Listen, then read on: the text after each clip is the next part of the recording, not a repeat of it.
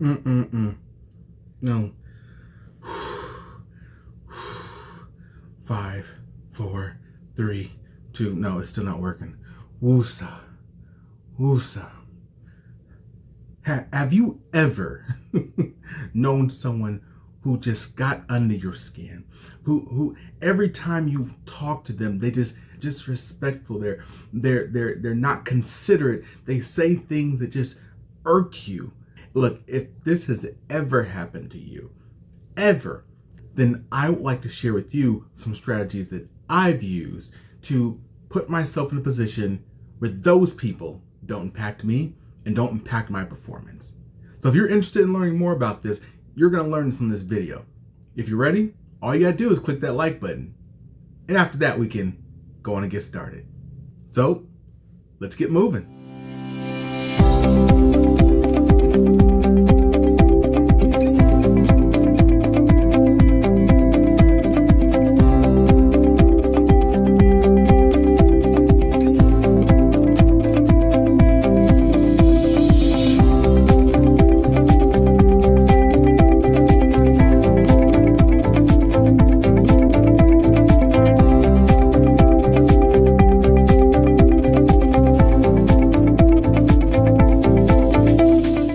This is Tremble, and thank you so much for joining me today.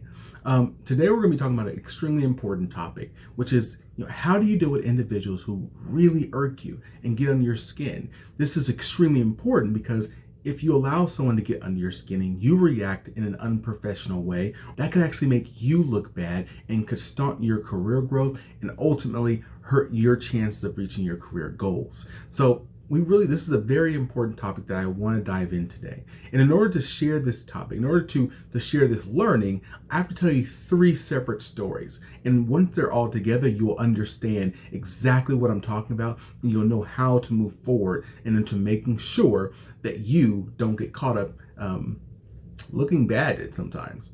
So the first story begins our talk. I had a colleague a few weeks ago come to me and ask me, Alex, how do you deal with Jim? Jim's not his real name, but we're going to call him Jim for today. How do you deal with Jim? Jim is so abrasive. He's annoying. He thinks he knows everything, and he's trying to always push work on other people. Like, how do you deal with him? I see you're able to work with him, but I don't understand how. Well, I smiled at her, and I gave her my answer. And I'll share that answer with you in just a minute, because this answer is going to be the exact answer that you can give that's going to make you feel better in those situations. But I got to tell you 3 different stories before I get there so you'll understand what I'm talking about. So the first story I was told by Marshall Goldsmith, who is one of the world's foremost leaders in executive coaching. I knew him for a few years, and him and I would talk every so often. So one of these times, him and I sat down and had a conversation, and he told me a story that he shared before. And if you've read his books, you might have heard of this story, but it was a story that makes so much sense that I have to share with you today. So it starts off with the guy in the canoe. As this guy is in the canoe, he's rowing downstream, and he sees in the distance a big ship coming down the river. At first, he pays it no mind. It's in the distance.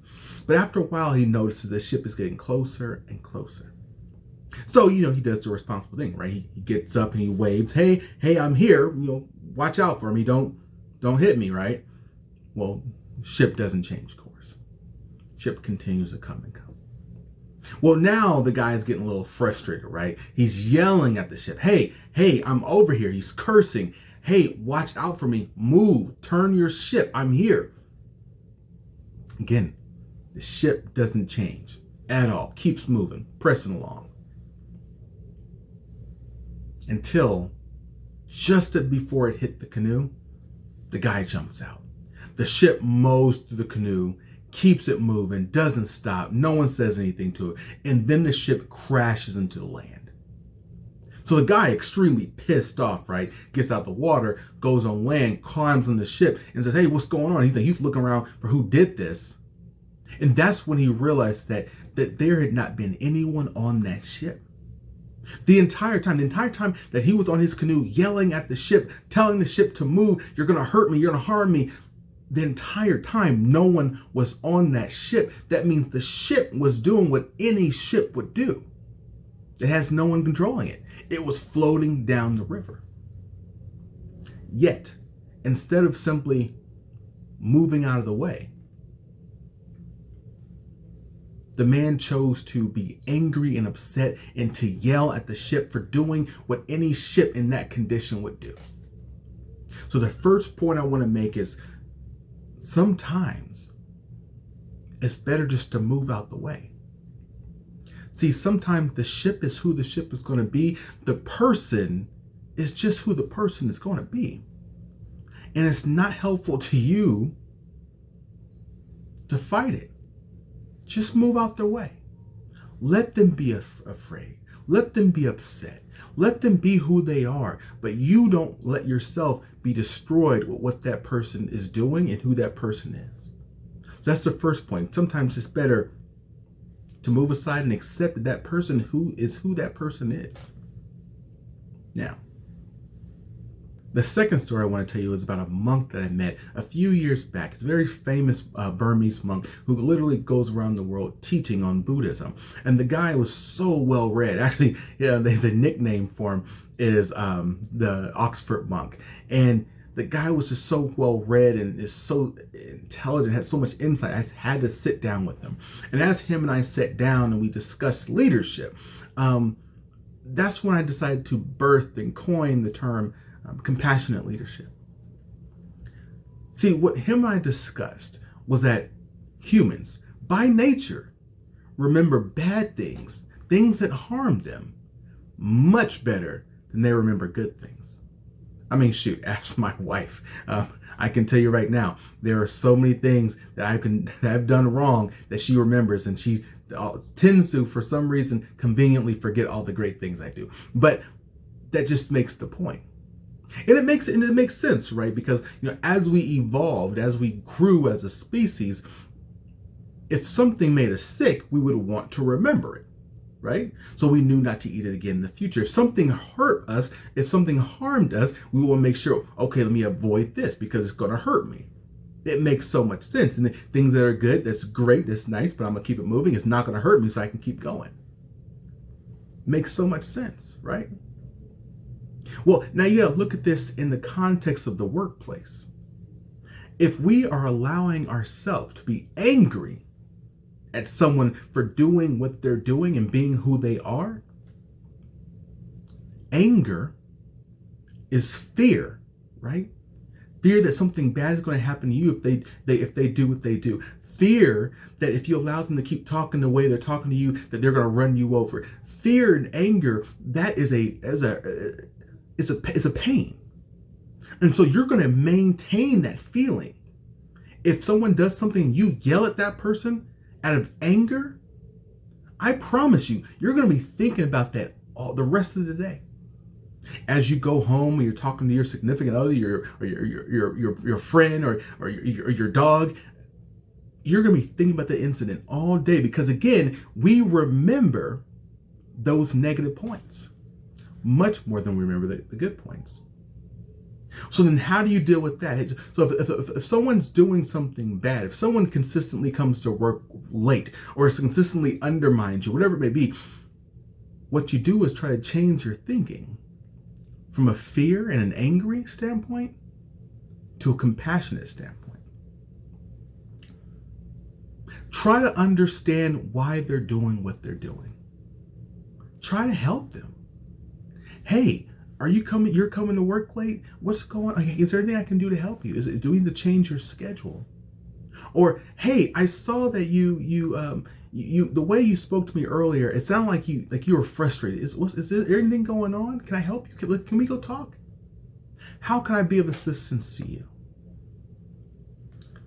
If you address things from a way that you're focused on helping that person, one, it's the opposite of stoking a fire, right? If someone's really upset, you know this. If someone's really upset and you get really upset at them, there's going to be two people who are really upset.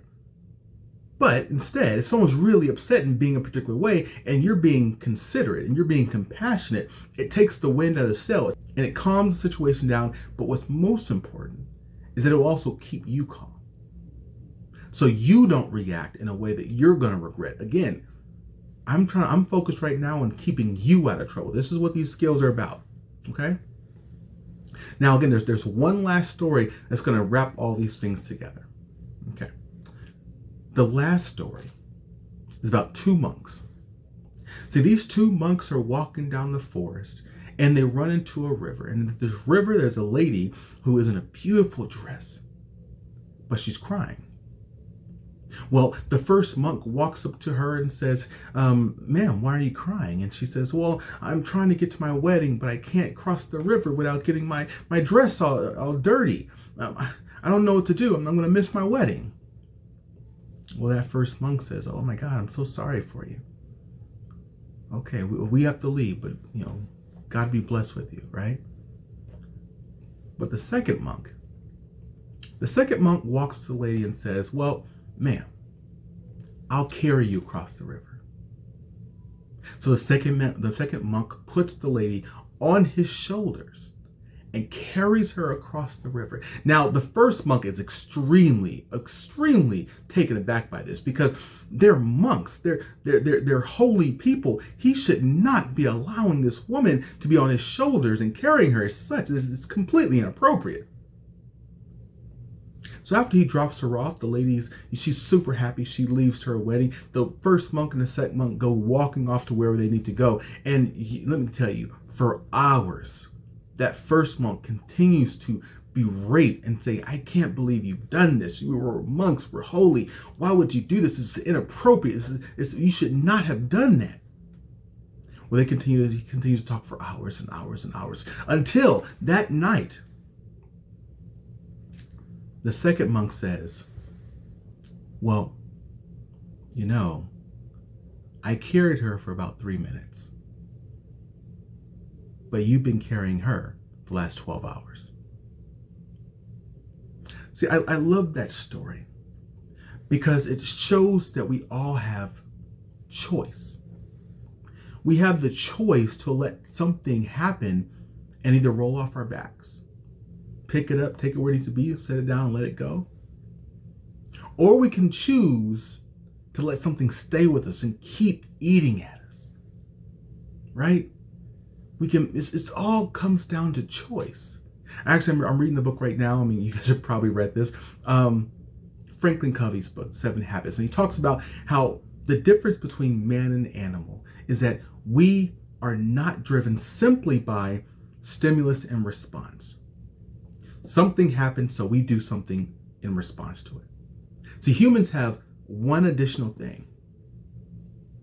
We have that section right in the middle where we have the ability to make a choice. And again, while these people may be frustrating you and doing things, again, showing up to work later, not doing their part of the project, and all these things they could be doing to you, we still have the choice on how we want to react to it.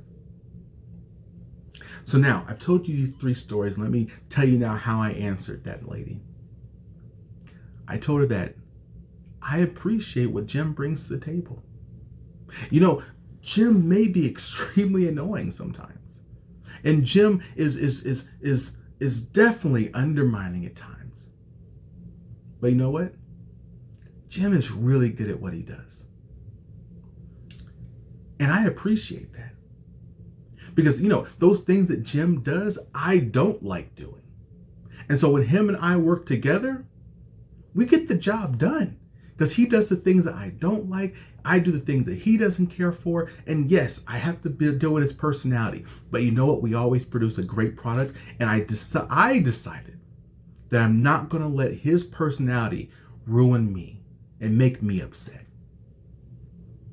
Again, I get asked all the time, again, how do you deal with frustrating people? And, because this person doesn't talk to me, or they're mean, or they give me looks, what should I do? Should I give them looks back? Do I need to change my behavior to them? Do I need to say, screw them, I don't care? I give everyone the same exact answer. Be who you are. If you're a nice person who loves to say hi to everyone in the morning, say hi to everyone in the morning. If the other person doesn't respond, that's on them, but you shouldn't change who you are because someone else wants to be a particular way.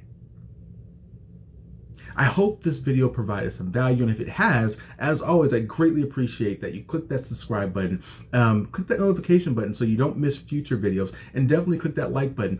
And almost more importantly, share this video with others who you think it can help. Because to be honest, the YouTube algorithm, if you don't do these things, other people just are not going to see this content. And I hope that you want, as much as I want, this content to be able to be shared and help as many people as possible. So, as always, stay strong, stay positive, and stay moving.